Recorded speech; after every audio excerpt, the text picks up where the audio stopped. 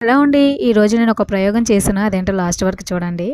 ఈ అమ్మలున్నారే, మనం ఏదో జ్యూసులు చేసుకొని తాగేస్తూ ఉన్నట్టు బీట్రూట్లు, క్యారెట్లు తెచ్చి పెడుతూ ఉంటారు. మనమా చూస్తే పనికొచ్చినవి ఏమీ తాగం. అలానే వాటిని వేస్ట్ చేయలేం కదా! ఇప్పుడు ఒక మిక్సీ జార్ తీసుకొని బీట్రూట్ ముక్కలను బాగా పేస్ట్ చేసుకోండి.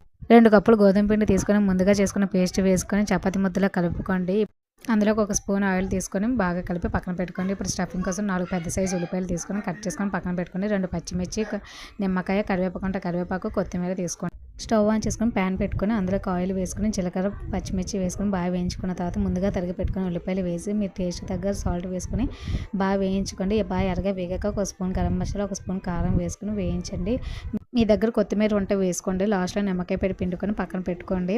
ఇప్పుడు చపాతీ ముద్దని చిన్న చిన్న చపాతీలా పావుకొని అందులో స్టఫింగ్ పెట్టుకొని మీకు నచ్చిన మోడల్లోని వీడియోలో చూపిస్తున్నట్టుగా పెట్టుకోండి. నేనైతే మైక్రో ఓవెన్లో బేక్ చేస్తున్నాను. మీరు ఇడ్లీ పాత్రలో అయినా పెట్టుకోవచ్చు, లేదంటే ఆయిల్లో డీప్ ఫ్రై అయినా చేసుకోవచ్చు.